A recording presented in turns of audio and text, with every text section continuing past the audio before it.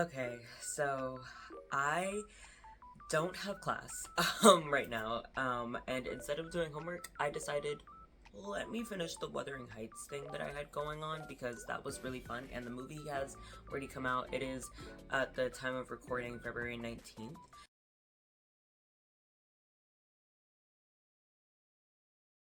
So the movie has been out for 6 days and I want to talk about the rest of the book because I did finish the book.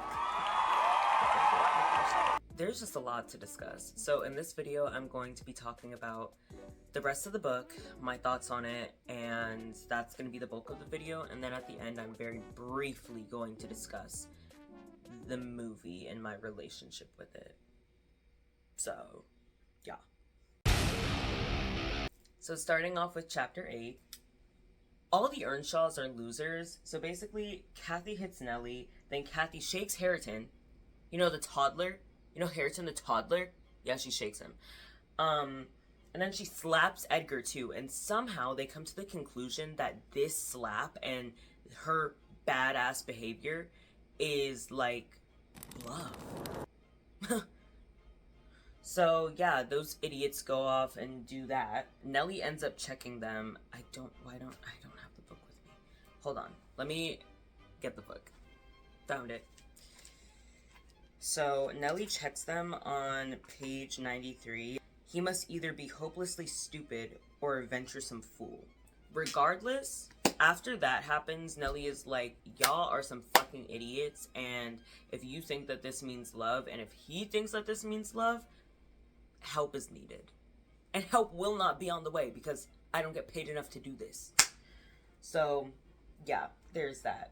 Lee decides that he's going to prove to us that he's an elite level bitch and try and kill Hareton. He like literally throws Hareton off a ledge basically, and Heathcliff just so happens to be there and saves him.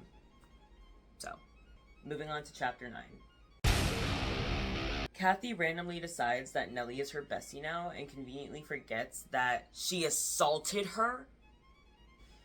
And she's basically like, OMG, I love Heathcliff. Like, what do I do? Help me, Nellie, help me. And Nellie is like, again, I don't get paid enough for this. This is where we get the famous line, whatever our souls are made of, his and mine are the same. And then on page 98, she says, Nellie, I am Heathcliff.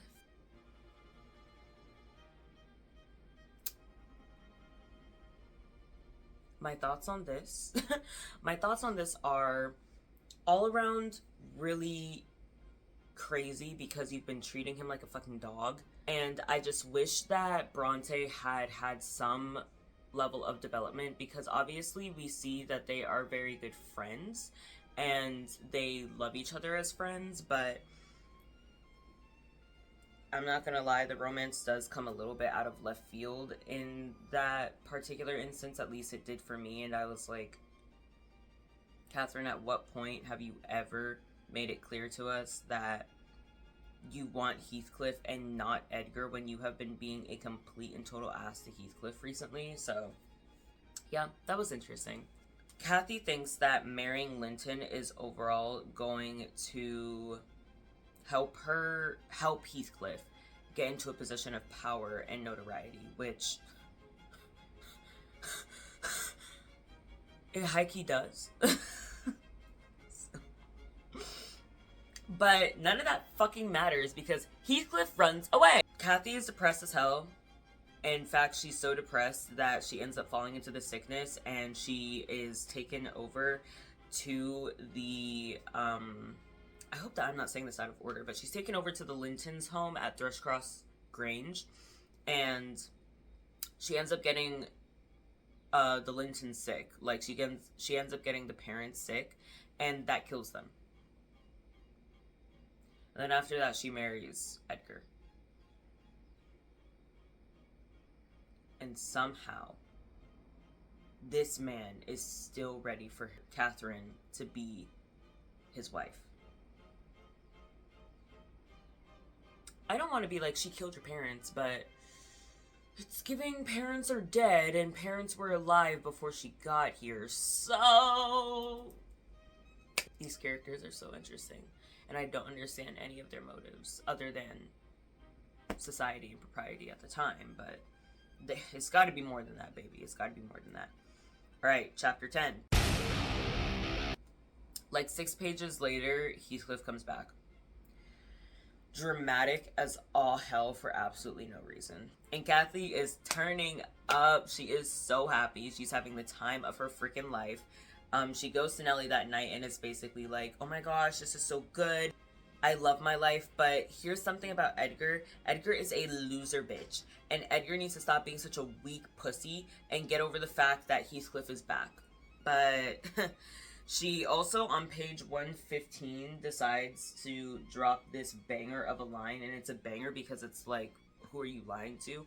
And she's basically like, I'm an angel. So that happened. Swiftly thereafter, Nellie gives us the tea. Isabella Linton is down bad for Heathcliff. Nellie is just very clearly a very passionate and involved narrator. She has a lot of feelings about the characters, and oftentimes she is very annoyed with pretty much everybody, and the only character she loves is Hareton. And even that changes a little bit, because Hareton ends up being raised by Heathcliff when his daddy dies, and... no, his dad doesn't die. Hareton ends up being raised by Heathcliff because that's what happens when Heathcliff comes back.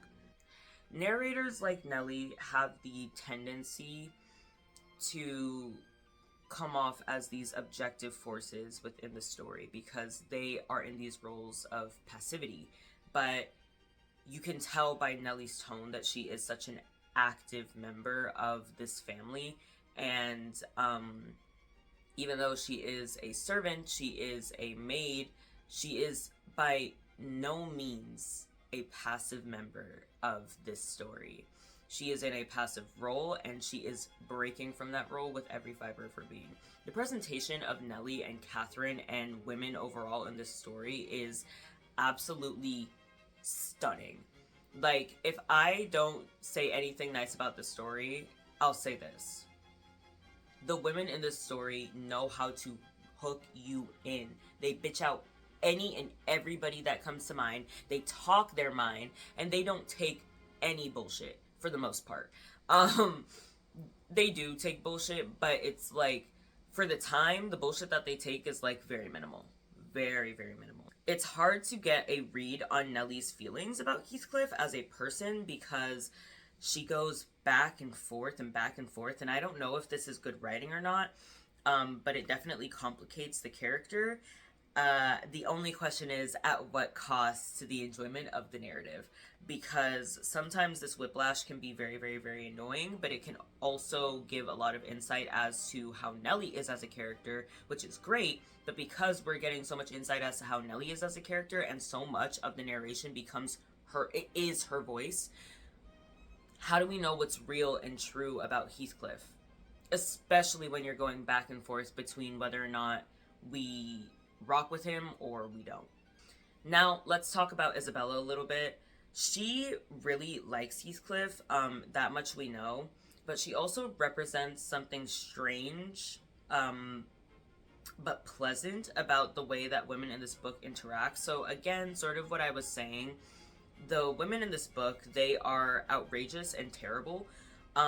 So are the men. Please, the men are worse. But the women in this book are outrageous and terrible in a way that defies how they're supposed to act in high society. Probably because they only have each other. Like, we don't see any other characters, but them interacting with each other. The women in this book stay whining, like, all the time, and they high-key want to fight each other all the time. But to be fair, this is real sisterhood. I have a big sister, and there was a time where every single conversation was, you know, so there's that. She calls Kathy a dog, on page 170. I don't know what that accent was. I wasn't trying any particular accent. I just, Cowls is what came out, and then it just kept going. But she calls Kathy a dog, And it's fascinating to me how this crash out mirrors so much of Kathy's crash outs. Um, Especially because Catherine is like indignant. She's like, how dare you talk to me like this? Bitch, you have been going the entire narrative slapping people and being so mean to any and everybody. So I think that you can handle being called a dog once or twice. Isabella and Catherine, despite her assertion otherwise, represent something that prevails in the open secrets of our societal culture, and what that means is it ultimately comes down to their pining for Heathcliff. His darkness is alluring, his monstrosity is exciting, and I would venture to say his racialization amplifies these feelings of taboo because he is the taboo. They are so enamored by him because he's different and he represents something that is other to them. And for them, that's sexy. Some people might disagree with that claim, but I don't disagree with that claim, which is why I made it. Because I think that part of the reason for why these women are so taken by Heathcliff is because he represents something that means freedom. His racialization equates to his sexualization, and that is liberty to them. And they take that liberty at the cost of seeing Heathcliff as a human being. He is a symbol, an exploration of want and sexuality. He is not a person, not to them. So that was chapters 8 through 9. No, it wasn't. That was chapters 8 through 10. And now I'm going to have a free-for-all because I got tired of going chapter by chapter, and I was running out of time to make it to the end of the book before I went to go see the movie. So my notes from here on out are just opinions and thoughts on the characters and the actual writing and what all of this means, basically. Heathcliff has absolutely no redeeming qualities whatsoever. So here are my personal thoughts. He's obviously violent, maybe not physically, but emotionally, and at the time that I wrote this, he had not yet tried to literally kill Isabella.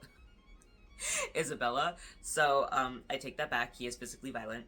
And he comes off as very predatory, looking to gain power over everything and everyone, given the lack of power he was raised with. So there is very much so this conversation about nature versus nurture, and he is presented as having a nature that is just like this. He's just a violent, predatory person.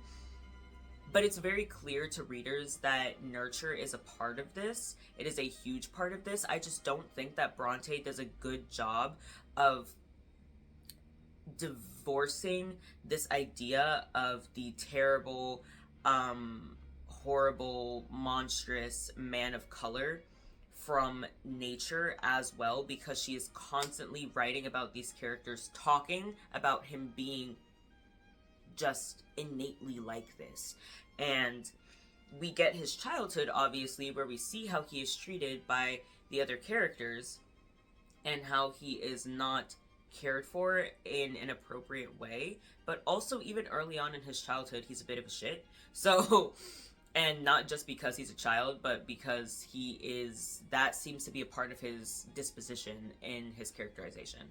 And that could be really difficult to reckon with when trying to give Emily Bronte the benefit of the doubt. This makes him ultimately unlikable, but also unmistakably human. So this lack of power and the way that he then uses power to leverage himself, and I can at least appreciate that lack of flatness. All of these characters are very dynamic, especially Heathcliff. But there are also times where it feels like Heathcliff is a bit flat in his wickedness, because it's like, God, he just doesn't stop. Like, it never relents. At least in Volume 2. In Volume 1, he has a lot of dynamic sort of presentation to him. We are made to think that it's innate, but it's not. When I say bro is just like that, I mean that's just how he acts, but that is very clearly not how he is. He cares, and we can see that, yet he is the dark lover. No matter how you swing it, it's commentary on his otherness and the fact that he is a person of color. He is the dark lover because he is different, and that difference is what makes him dark and sexy. Catherine. This bitch keeps on getting sick. Seriously though, I don't like Catherine, and I don't think that you're supposed to necessarily. But it also is clear to me that she's meant to be really dynamic and robust for her character overall. Although she's really annoying, and I don't like her fickle nature when it comes to the men around her. This back and forth between Edgar and Heathcliff, and it's not done in a way that I think is fun. It honestly just annoyed me at times. I do like her agency though, and I like her ability to bite back, and she does that quite often. She's a bitch, and the way that she treated Isabella was actually sick. When she was basically bullying her and was like, no, come in, Isabella, come in. And Heathcliff is right here. Tell him how you love him. Tell him how you want him. Like, pipe down. Jesus. It was deplorable behavior. I would say something more about Catherine, but you kind of get my thoughts as to how I receive her character on my little ramble about chapter 10 with her and Isabella. And so I'll leave that at that in the interest of time and my own sanity. So basically, Edgar dotes on Catherine, but is caught up in her usage of him to elevate Heathcliff. Once Kathy is born, Edgar dotes on her as well, and his weakness is exploited time and time again when trying to keep Kathy from running away with Linton or getting close to that side of the family. This dude is trapped, no matter what, in a love story that has nothing to do with him. And also, he's like low-key a dumb bitch, because how you gonna have any gal but you wanna choose the damn one who rocked your shit? Stand up! Gosh, but he got what he deserved. He needs to wise up. That being said, Catherine and Heathcliff were made for each other. There are one soul, one mind, and both of them know it, so let them have their little tragedy, because I'm done. If I say nothing else about Ellen Dean, let me just say this. Top tier narration. I was so excited and scared for what the film was going to do with this pivotal character, because unless we're beaten over the head with a barrage of voiceovers, we will lose the elite level narration that Ellen Dean so graciously blessed us with. And that's pretty much what happened. Ellen was just diminished to this villain who was out to get it when people did her dirty. Her actress still played her in a very compelling way, because Nellie, from start to finish, was somebody that I was like, how is she going to react next when it came to the movie? But overall, we lose the narration, and thus we lose the active participation that she really has in the story. And we get pieces of that in the movie, but again, those pieces are made to make her seem like a villain. And it's just not fun to see, because it comes down to this, and this is the biggest part of my thesis, but I'll get to that later. As for Kathy, Linton, and Edgar, the children in Volume 2, as annoying as they were, Linton mostly, they deserve so much better. All three of these characters were failed by the adults in their lives. The fact that Nellie is an unreliable narrator, but we can still so clearly see where these children were mistreated, and thus why they act the way they do, should say something. That was my free-for-all and the thoughts of the characters individually, or grouped up, because I was too lazy to talk about them individually. One thing that I wanted to talk about is the book and the relationship.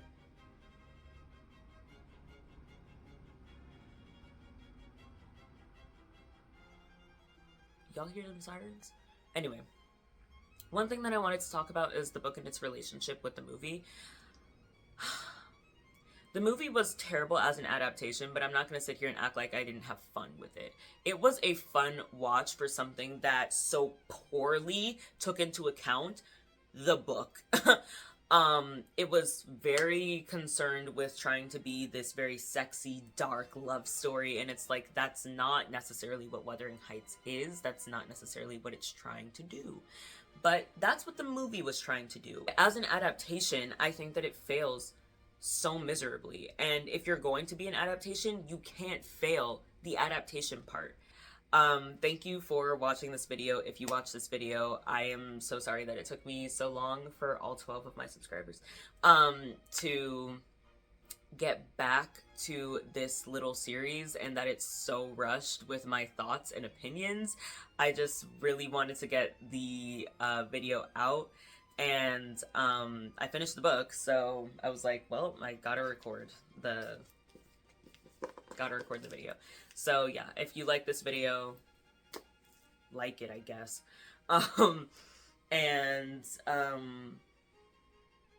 Feel free to tell me your opinions about both the movie and the book in the comments. Tell me that you hated one or the other. Tell me that you loved one or the other. I don't care. This is a safe space to talk about media. And all I ask is that you explain why. So, yeah, that's that. Hope you guys have a good one, and I'll talk to you later. Yeah.